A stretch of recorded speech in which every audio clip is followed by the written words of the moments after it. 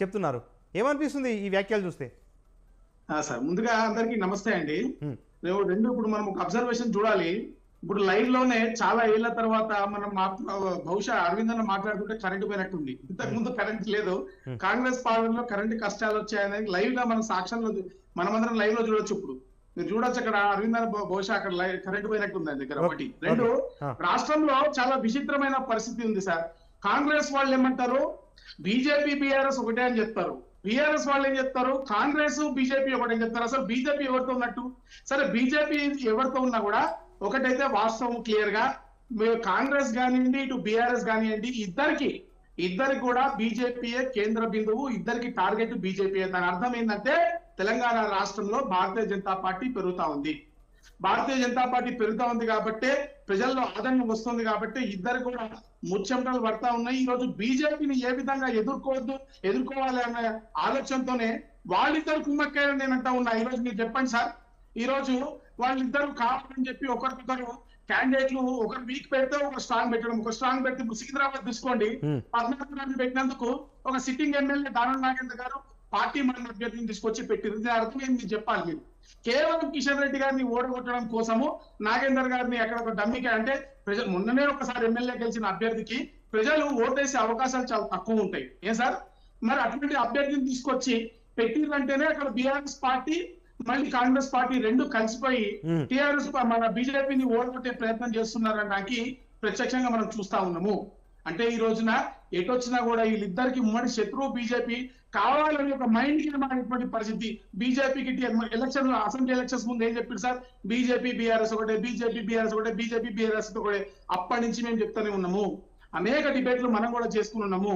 కవిత గారి అరెస్ట్ గురించి మాట్లాడింది. అరే అవ్వాల్సిన టైంలో ఇన్వెస్టిగేటివ్ ఏజెన్సీస్ వాళ్ళకు ఉన్నటువంటి సమాచారం బట్టి, వాళ్ళకు ఉన్నటువంటి ప్రొవిజన్స్ బట్టి వాళ్ళ పని వాళ్ళు చేసుకుపోతారని చెప్పినాం. ఏం సార్, కానీ ఈ రోజు మరి అరెస్ట్ అయిన తర్వాత వాళ్ళు మరి కేసీఆర్ గారు మాట్లాడరు, ఇటు రేవంత్ రెడ్డి గారు కూడా మాట్లాడరు. ఎవరో చెప్తా ఉన్నారు మొన్న కాంగ్రెస్ పార్టీకి సంబంధించిన వారే, కవిత గారిని అరెస్ట్ చేస్తే కవిత గారిని అరెస్ట్ చేసిన తర్వాత ముఖ్యమంత్రి గారు బాత్రూమ్ లో కూర్చొని గంట సేపు ఏడ్చిరట. మరి ఎంతవరకు నిజమో నాకు తెలియదు, కానీ వాళ్ళిద్దరి వ్యాపార సంబంధాలు అంత పెద్దగా ఉన్నాయి. వాళ్ళు రెండు పార్టీల మధ్య మైత్రి అంత బలంగా ఉంది.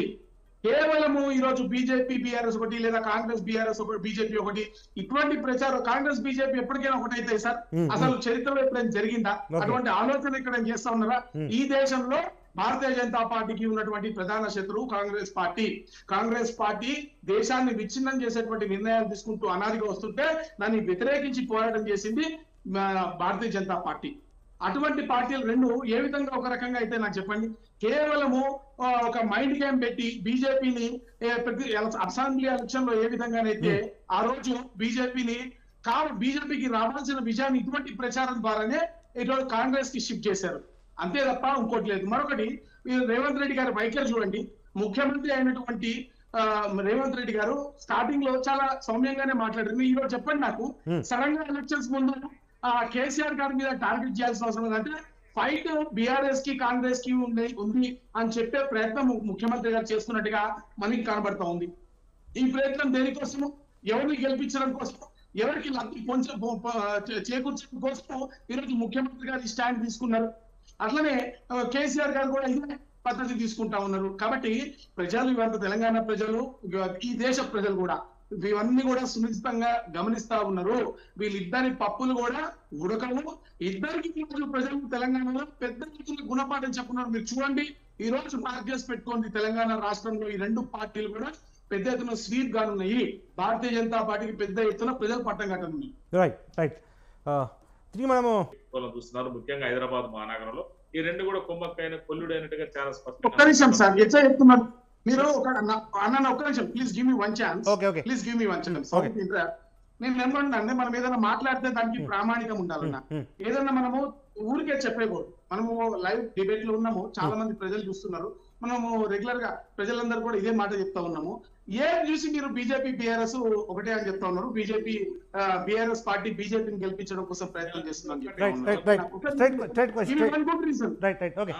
పవన్ గారు మీరు ఒకటి గమనించండి. అంటే మీకు ఐడియా ఉందో లేదో తెలియదు, కానీ ఎందుకంటే రాజకీయాలు మొత్తం బీఆర్ఎస్ బీజేపీ ఒకరు తిరుగుతున్నాయి. అవినాభావ సంబంధం భూమి తన చుట్టూ తిరిగి అదే ఒక సందర్భం, ఒక ఎగ్జాంపుల్ చెప్పండి. విందాం. పవన్ గారు రాజకీయాలు ఎక్కడ ఆధారాలు ఎవిడెన్స్ ఉంటాయి, ఎక్కడ రాజకీయాలు ప్రూఫ్స్ ఉంటాయండి. అంత మైండ్ తోటి ఆడే గేమ్లు ఇవన్నీ. Politics nothing but mind games. మనసుతో ఆడే గేమ్స్ పాలిటిక్స్. ఆ లెక్కల 1+1 ఎక్కడ లెక్కలు ఎక్కాలి. నేను 100 చెప్తాను, నేను 100 చెప్తాను. కాంగ్రెస్ పార్టీ ప్లీజ్ నేను మీ దగ్గరకు వస్తాను. ఒక నిమిషం విన్న తర్వాత మీ దగ్గరకు వస్తాను.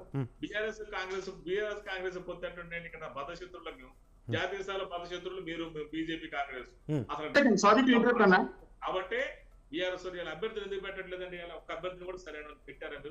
రైట్, ఓకే ప్లీజ్ శ్రీనివాస్ గారు ఏమంటున్నా నేను అడుగుతాను. ఒక్క నిమిషము.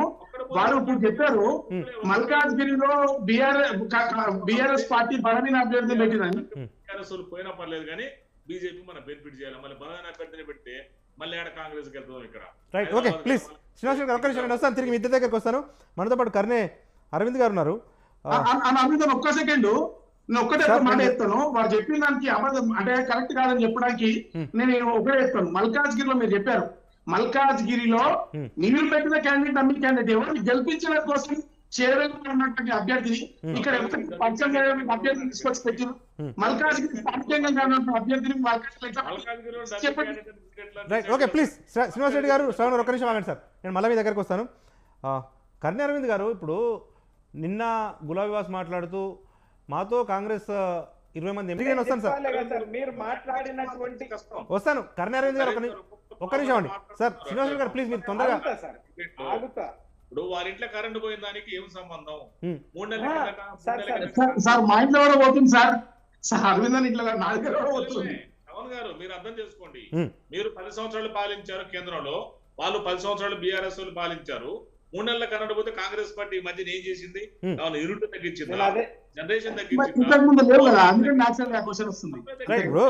Power cuts, power trips, power cuts తేడా ఉంది. మీ పార్టీ కోసం పనిచేసే వాళ్ళు, మీ పైరవులతో ఎవరైతే ఉద్యోగాలు చేస్తారో వాళ్ళు ఆడే నాటకాలు ఇవి అందరూ తెలిసింది. రైట్, ఓకే ప్లీజ్ శ్రీనివాస్ గారు. ఓకే ఒక నిమిషం. Right, okay right. శ్రవణ్ గారు సరే ఇదంతా అరవింద్ గారు ప్లీజ్ 1 minute లో ఫినిష్ చేయండి సార్. అరవింద్ గారు నేను ఒక్క నిమిషం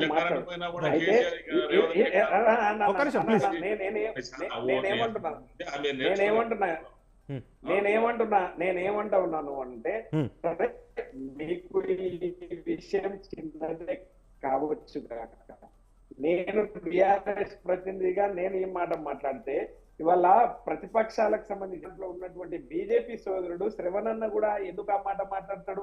గతంలో ఎందుకు లేదు, ఇవాళ ఎందుకు ఉన్నది అనంటే, ఇట్లా ఏమంటా ఉన్నాను అంటే, ఒక్క సెకండ్ కూడా కరెంటు పోలేనటువంటి తెలంగాణ ఇవాళ ఎందుకు పోతా ఉన్నది? కంటి రెప్ప పాటు కూడా కరెంటు పోలేనటువంటి పరిస్థితి అయ్యాల ఎట్లా సాధ్యమైంది? ఇవాళ ఎందుకు ఈ 3 నెలల కాలంలో ఒక్క నిమిషం సార్ వస్తాను. శ్రీనివాస్ రెడ్డి గారు వస్తాను సార్, మీ టర్న్ వచ్చినప్పుడు మాట్లాడుతున్నారు కానీ ఇప్పుడు మధ్య మధ్యలో ఓకే నేను వస్తాను. శ్రీనివాస్ రెడ్డి గారు వస్తాను. మీరు ఒకటి అర్థం చేసుకోండి, తెలంగాణ ప్రజానికం, సొంత ప్రజానికం కూడా, నేను రాష్ట్ర మధ్య శ్రీనివాస్ రెడ్డి రాష్ట్ర అధికార ప్రతినిధి. నేను మీ ఇంట్లో కరెంట్ పోతే మీరు 10 సంవత్సరాల పాటు పాలించారు, మీరు స్థిరమైన విధానాలు అవలంబించారని చెప్పుకున్నారు. మేము పెట్టినటువంటి ప్రాజెక్టుల వల్ల ఒక 2 సంవత్సరాలు కరువు వచ్చింది ఏం కాదన్నారు. నవంబర్ లో నీళ్లు కాళేశ్వరం నుంచి నీళ్లు వద్దండి అంటే గతంలో 10 సంవత్సరాలు అర్థమైంది. రైట్, ఓకే ప్లీజ్ ఒక నిమిషం. శ్రవణ్ గారు ఉన్నారు మనతో పాటు, బీజేపీ రాష్ట్ర నాయకులు ఉరపల్లి శ్రవణ్ గారు. శ్రవణ్ గారు సరే ఇదంతా ఒక అంశం అయితే, ఇప్పుడు రాష్ట్రంలో మెజారిటీ నియోజకవర్గాల్లో బీఆర్ఎస్ వర్సెస్ బీఆర్ఎస్గా అన్నట్టుగానే పరిస్థితుంది. కాంగ్రెస్ నుంచి దిగినా, బీజేపీ నుంచి దిగినా, లేకపోతే బీఆర్ఎస్ నుంచిన అభ్యర్థులంతా బీఆర్ఎస్ మూలాలు ఉన్న వాళ్ళే దిగుతూ ఉన్నారు. ఏంటి బీజేపీకి నిజంగా 10 సంవత్సరాలు మీరు అధికారం చెలాయించారు, రాష్ట్రంలో మోడీ ఇమేజ్ ఉంది అని చెప్తున్నప్పుడు సొంతంగా అభ్యర్థులు నిలబెట్టుకోక బీఆర్ఎస్ నుంచి ఎందుకు ఈ వలసలను ప్రోత్సహించారు? ఇప్పుడు సార్ బిఫోర్ దట్ సార్ ఒక క్లారిఫికేషన్ చెప్తున్నా సార్. ఇందాక వారు పవర్ గురించి చెప్పారు కాబట్టి జస్ట్ ఒక చిన్న అడిషన్ చెప్తాను. కేవలం అరవింద్ అని ఇంట్లోనే కాదు, నేను ఈ రోజు మీ వేదిక ద్వారా బహిరంగంగా సవాల్ విసురుతున్నా సార్. నాకు ఈ రోజు కార్పొరేటర్ గా కూడా నాకు ఇక్కడ 4 కంప్లైంట్లు వచ్చింది సార్. గత 3 రోజులుగా అనేక కాలనీల్లో గంటల కొద్దీ పవర్ ఉండట్లేదు. అంతేకాదు అనేక చోట్ల ఒక నిమిషం సార్ సార్, ఆ ఏరియాలు తీసుకుందాము, మళ్ళీ మనం చర్చిద్దాము, ఆ ఏరియాలు తెలుసుకుందాము నిజంగా జరిగిందా లేదా. మీరు రండి, నేను చూపిస్తా. ఓకే శ్రీనివాస్ రెడ్డి గారు, మనం తెలుసుకుందాం సార్ ఏ ఏరియాలో వాస్తవమా కాదా. ఒకవేళ వాస్తవం కాకపోతే మరొక రోజు చర్చించుకుందాము, ఆ టైంలో మాట్లాడుకుందాం. నేను జస్ట్ యాడ్ చేస్తున్నాను. నేను కేవలము పరిస్థితిని వివరించే ప్రయత్నం చేస్తున్నా. మరొక సందర్భంలో మీరు రండి, ఖచ్చితంగా ముఖ్యమంత్రి గారు ఇక్కడ పార్లమెంట్ అభ్యర్థిగా ఉన్నారు. వారు ఇక్కడ లాస్ట్ టైం పార్లమెంట్ కేవలం సాక్షాత్ ముఖ్యమంత్రి గారు ఉన్నటువంటి నియోజకవర్గమే నేను ప్రూవ్ చేసి చూపిస్తాను. రెండు అభ్యర్థుల గురించి అడిగారన్నా నరేష్ గారు, నేను ఏమంటున్నా అంటే రాజకీయాల్లో బలమైన అభ్యర్థులు వస్తే లేదా వేరే పార్టీ నుంచి గెలిచే అవకాశాలు ఎక్కువ ఉన్నటువంటి అభ్యర్థులు వస్తే తీసుకోవడంలో తప్పేం లేదు.